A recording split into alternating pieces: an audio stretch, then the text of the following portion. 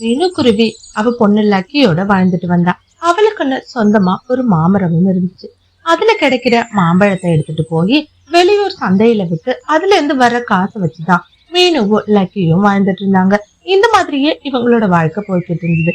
திடீர்னு ஒரு நாள் காலையில மாமரத்துக்கு தண்ணி ஊத்தலான்னு மீனு வந்து பாக்குறப்போ அவளோட மாமரம் மொத்தமும் சாகுற நிலைமையில இருந்தது.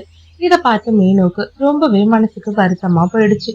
ஐயோ, என்னோட மாமரத்துக்கு என்ன ஆச்சு? நான் அது நல்லா தானே கவனிச்சுட்டு வந்தேன். இந்த மாமரம் இல்லைன்னா என்னால எப்படி என்னோட வாழ்க்கையை நடத்த முடியும் அப்படின்னு சொல்லி மீனு கண் கலங்கி அழ ஆரம்பிச்சா. அடுத்த 2 நாள்லயே சுத்தமா மாமரம் ஒண்ணுமே இல்லாம ஆயிடுச்சு. தன்னோட மாமரம் இப்படி ஆனதை நினைச்சு மீனுவும் லக்கியும் அவங்க வீட்டு வாசல்ல உட்காந்து மாமரத்தை பார்த்தபடியே கவலைப்பட்டுட்டு இருந்தாங்க. அந்த பக்கமா போன மிட்டு கிளி மீனு சோகமா இருக்கதை பார்த்து நேரா மீனு கிட்ட வந்து பேசினா. மீனு, உனக்கு என்ன ஆச்சு? நானும் 2 நாளா கேட்கணும்னு நினைக்கிறேன். ஆனா ஏதோ ஒரு வேலையா போயிட்டேன். ஆமா, நல்லா தானே இருந்தேன். என்னாச்சு? உடம்புக்கு எது முடியலையா என்ன? என்னோட மாமரம் இருந்ததுல, இந்த மாமரம் இப்ப செத்து போயிருச்சு.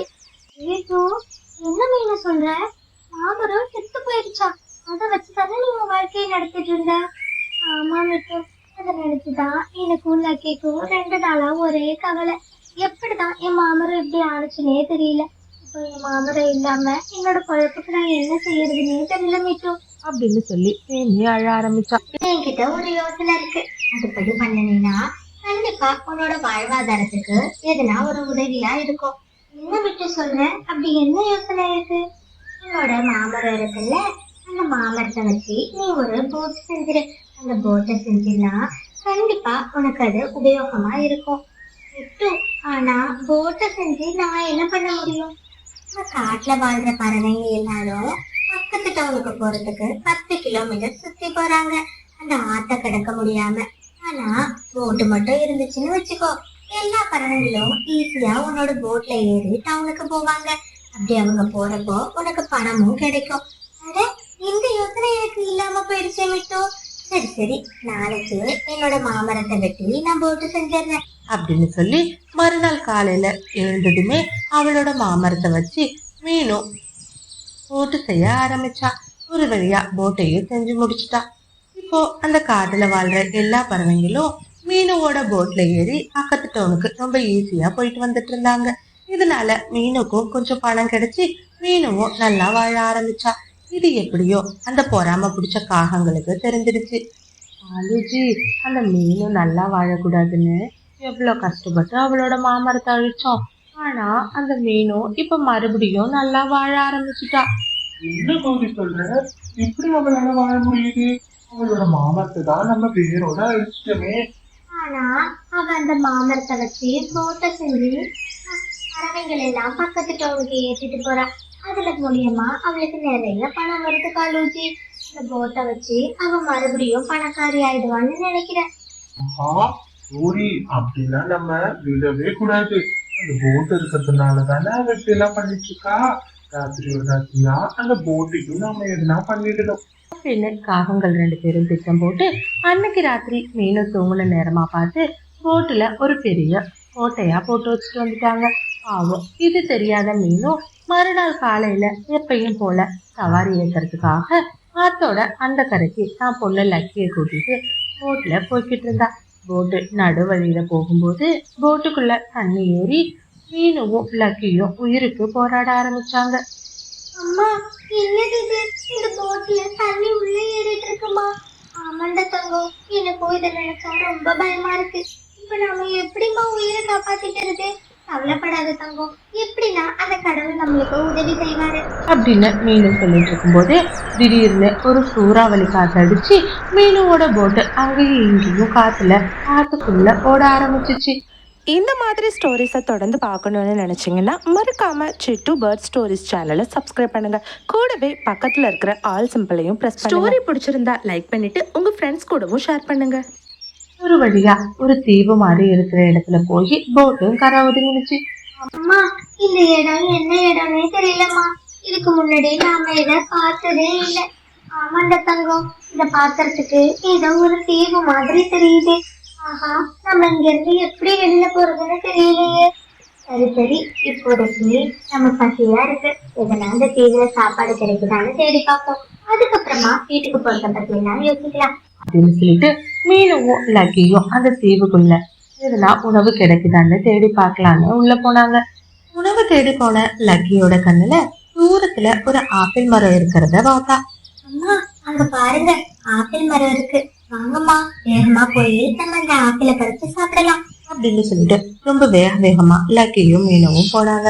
போற வழி மொத்தமும் தங்க நிறத்துல ஸ்ட்ராபெரி செடியை பார்த்த மீனும் ரொம்பவே அதிர்ச்சி ஆயிட்டா. இங்க பாரு லக்கி, இந்த தீவு மொத்தமும் ஒரே தங்க ஸ்ட்ராபெரிகளா இருக்கு. அட ஆமாமா, இது ரொம்பவே மின்னது. கண்டிப்பா இது தங்கமா தான் இருக்கும்னு நினைக்கிறேன். சரி லக்கி, நாம இதுல இருந்து நம்மளுக்கு தேவையான கொஞ்சம் ஸ்ட்ராபெரிகளை எடுத்துக்கலாம். அப்படின்னு சொல்லிட்டு மீனுவும் லக்கியும் ஆப்பிள் பழத்தை பறிச்சு சாப்பிட்டுட்டு வரும்பொழுது அவங்களுக்கு தேவையான 2-3 ஸ்ட்ராபெரி பழங்களை எடுத்துட்டு வந்தாங்க.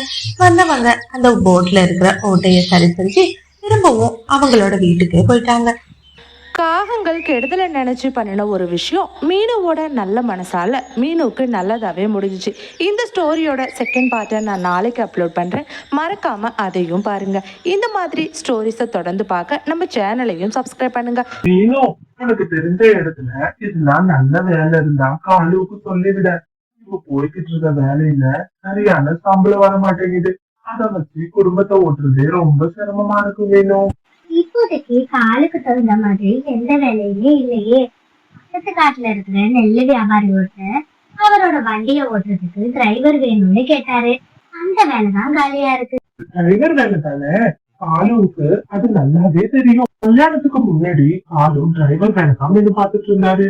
இந்த காட்டுக்கு வந்ததும் அந்த வேலை இல்லைன்னதும் உடனே அவரு விறகு வெட்டுற வேலைக்கு போக ஆரம்பிச்சிட்டாரு. அப்படின்னா சரி கௌரி, உடனே நீ காலுவ போய் அந்த நெல் வியாபாரிய பார்க்க சொல்லு. நான் அனுப்புனதா சொன்னீங்கன்னா கண்டிப்பா அவரு வேலை போட்டு தருவாரு. இந்த வேலை மட்டும் கிடைச்சிச்சுன்னா கண்டிப்பா எங்களோட எல்லா கஷ்டமும் தீர்ந்துரும். நீ பண்ற இந்த உதவிய நான் எப்பயுமே மறக்க மாட்டேன் மீனும். இப்படி மீனு சொன்னதை கேட்டு ரொம்ப சந்தோஷமா போன கோரி அங்க ஆத்தங்கர பக்கத்துல வேலை இல்லைன்னு அழுது புலம்பிட்டு இருக்க காலுவை பார்த்து மீனு வீட்டுல நடந்த எல்லா விஷயத்தையும் சொன்னா. இதை கேட்ட காலுவும் நேரா பக்கத்து காட்டுல இருக்கிற நெல் வியாபாரிய பாக்குறதுக்காக போனுச்சு. ஐயா வணக்கம், என்னோட பேரு காலு, நான் பக்கத்து காட்டுல இருந்து வந்திருக்கேன். மீனும் உங்ககிட்ட டிரைவர் வேலை காலியா இருக்குன்னு சொன்னா, அதான் கேட்டுட்டு போகலான்னு வந்தேன். மீனும் அனுப்புனாளா? அப்ப நான் ரொம்ப நம்பிக்கையானவனா தான் இருப்பேன். சரிப்பா, இதுக்கு முன்னாடி நீ வண்டி ஓட்டுன அனுபவம் இருக்க? ரொம்ப நல்லா ஓட்டுவாங்க ஐயா. இதுக்கு முன்னாடி கார் ஓட்டுற வேலை தான் நான் பார்த்துட்டு இருந்தேன். அப்படியா? சரிப்பா, ஆனா நம்ம கிட்ட கார் ஓட்டுற வேலை கிடையாது. இந்த ட்ரக்கை தான் நீ ஓட்டணும். டெய்லி நம்ம கிட்ட நெல் மூட்டையை எடுத்துட்டு போயிட்டு பக்கத்து டவுன்ல இருக்கிற இன்னொரு வியாபாரி கிட்ட அன்லோட் பண்ணிட்டு வரணும். இந்த வேலை தான் உன்னோடது. செய்தி இல்ல? இல்லையா? எனக்கு எந்த பிரச்சனையும் இல்ல. ட்ரக்கும் கார் ஓட்டுற மாதிரிதான். கண்டிப்பா நான் நல்லாவே ஓட்டுவேன். சரி காலு, அப்படின்னா ஒண்ணு பண்ணு. இந்த நெல்லு மூட்டை எல்லாத்தையும் ட்ரக்ல ஏற்றிக்கிட்டு நேரா பக்கத்து டவுன்ல இருக்கிற நெல் வியாபாரிய பார்த்து கொடுத்துட்டு வந்துரு. பிறகு எல்லா நெல்லு முட்டையும் வண்டியில ஏத்தின காலும் பக்கத்து டவுனை நோக்கி வண்டிய ஓட்ட ஆரம்பிச்சான். போற வழியில தன்னோட வீட்டுல சாப்பிடலான்னு வீட்டுக்கு போன காலும் அங்க இருந்த கோரி கொடுத்த உணவை சாப்பிட ஆரம்பிச்சான். காலுஜி, நீங்க ரொம்ப நல்லா வண்டி ஓட்டுறீங்க. ஆமா, வண்டியில நிறைய மூட்டைங்க இருக்கே. எல்லா மூட்டையும் எங்க எடுத்துட்டு போறீங்க? அந்த மூட்டையில அப்படி என்ன இருக்கு காலுஜி? கோரி, அந்த மூட்டை எல்லாத்துலயும் நிறைய நெல் இருக்கு.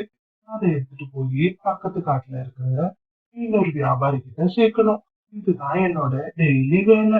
எனக்கு ஒரு யோசனை தோணுது. அதை மட்டும் நாம செஞ்சோம்னா சீக்கிரமாவே பணக்காரங்களா ஆயிடலாம். என்ன கோரி சொல்ற? என்ன யோசனை? இவ்வளவு நெல்லு மூட்டை இருக்குல்ல காலேஜி, அதுல இருந்து ஒண்ணு மட்டும் எடுத்து நம்ம வீட்டுல போட்டுருங்க. நாம அதை வெளியில விட்டு பணத்தை சம்பாதிச்சுக்கலாம். கோரி, இதெல்லாம் ரொம்ப தப்பு கோரி. அவரு என்ன ரொம்ப நம்பிக்கையான ஆளுன்னு நினைச்சு வேலை போட்டு கொடுத்துருக்காரு. நாம பண்ற வேலை மட்டும் அவருக்கு தெரிஞ்சுச்சுன்னா கண்டிப்பா நம்மள வேலையை விட்டு தூக்கிடுவாரு. காலேஜி, அதெல்லாம் ஒண்ணும் ஆகாது, பயப்படாதீங்க. ஒரே ஒரு மூட்டை தானே, அதை எடுக்கிறதுனால எந்த சந்தேகமும் வராது. நீங்க தைரியமா பண்ணுங்க காலேஜி. அப்படியே சந்தேகப்பட்டு கேட்டாலும் வர்ற வழியில எங்கேயாச்சும் விழுந்துட்டுன்னு சொல்லி சமாளிச்சுக்கலாம். அப்படின்னு கௌரி தைரியம் சொன்னதும் உடனே இந்த மாதிரி ஸ்டோரிஸை தொடர்ந்து பார்க்கணுன்னு நினச்சிங்கன்னா மறக்காம சிட்டு பேர்ட் ஸ்டோரிஸ் சேனலை சப்ஸ்கிரைப் பண்ணுங்க. கூடவே பக்கத்தில் இருக்கிற ஆல் சிம்பிளையும் ப்ரெஸ் பண்ணுங்க. ஸ்டோரி பிடிச்சிருந்தா லைக் பண்ணிட்டு உங்க ஃப்ரெண்ட்ஸ் கூடவும் ஷேர் பண்ணுங்க. காலுவும் பேராசப்பட்டு ஒரு மூட்டையை எடுத்துட்டு வந்து தன்னோட வீட்டுல போட்டான். ஏதோ இருக்கிற நெல்லு மூட்டையை எடுத்துட்டு நேரா நெல்லு வியாபாரி கிட்ட போய் அங்க அன்லோடும் பண்ணிட்டான். வியாபாரியும் நிறைய மூட்டைங்கள்ல ஒரு மூட்டை காணாம போனதை பெருசா கண்டுக்காம அவரும் காலுவை அனுப்பி வச்சுட்டாரு.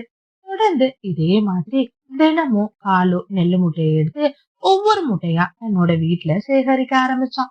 இந்த மாதிரியே சரியா ஒரு மாசம் ஆனதுக்கு அப்புறமா தன்னோட திருட்டுத்தனத்தை யாரும் கண்டுபிடிக்காததுனால பேராசை கொண்ட காலுக்காகவும் இப்போ ரெண்டு மூட்டையா எடுத்து அவனோட வீட்டுல சேகரிக்க ஆரம்பிச்சான். இதே மாதிரி ஒரு நாள் நெல்லு மூட்டையை தூக்கிட்டு வீட்டுக்குள்ள போகும்போது பக்கத்து மரத்துல உட்கார்ந்து இருக்கிற மிட்டு கிளி இது எல்லாத்தையும் பார்த்துட்டு, அட, இந்த காகங்கள் 2 பேரும் மறுபடியும் திருட்டு வேலைய ஆரம்பிச்சுட்டாங்க.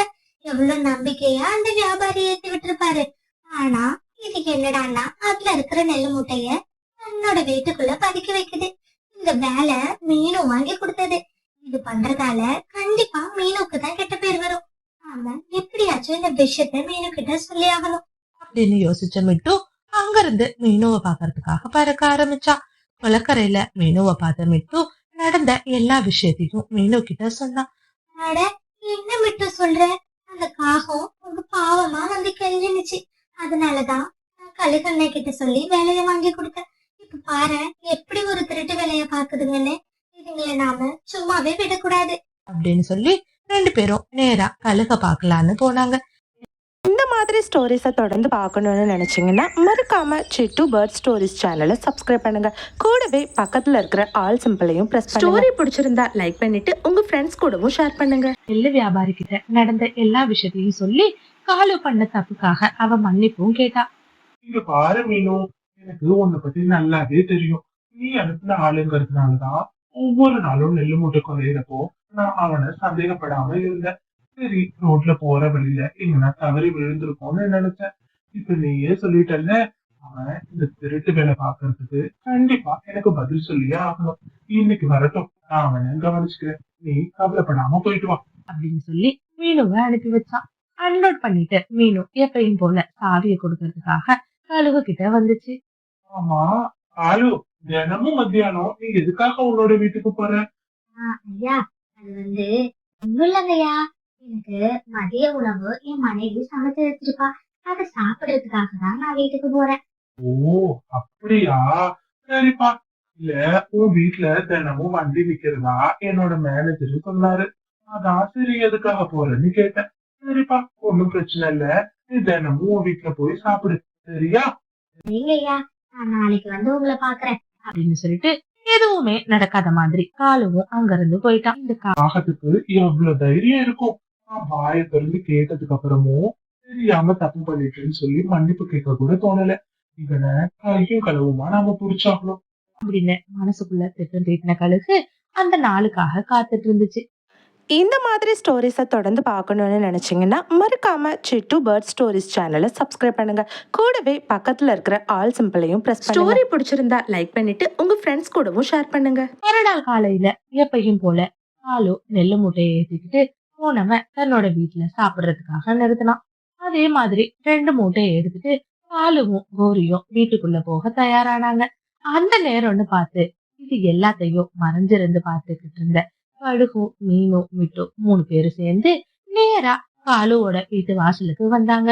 இவங்கள அந்த இடத்துல பார்த்த காகங்கள் 2 பேரும் பயந்து போய் தன் தலையில வச்சிருந்த நெல்லு மூட்டைய பதட்டத்துல கீழே போட்டாங்க. ஐயா ஐயா, இதை மன்னிச்சிருங்க.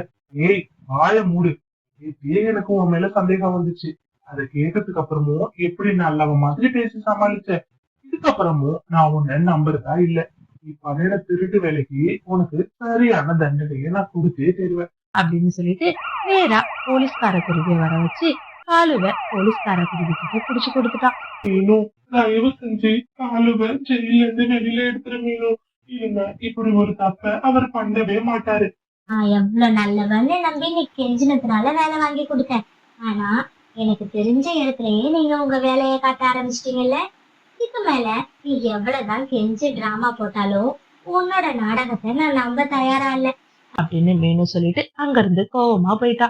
பாலுவை நினைச்சு கௌரி தேம்பி தேம்பி அழ ஆரம்பிச்சா. இனிமே நம்மள ஒருத்தவங்க நம்பி வேலை கொடுக்குறாங்க அப்படின்னா அவங்களுக்கு 100% உண்மையா இருக்கணும். அப்படி உண்மையா இல்லாம பேராசைப்பட்டோம்னா கண்டிப்பா இந்த காகங்களுக்கு ஏற்பட்ட நிலைமை தான் நம்மளுக்கும் நடக்கும்.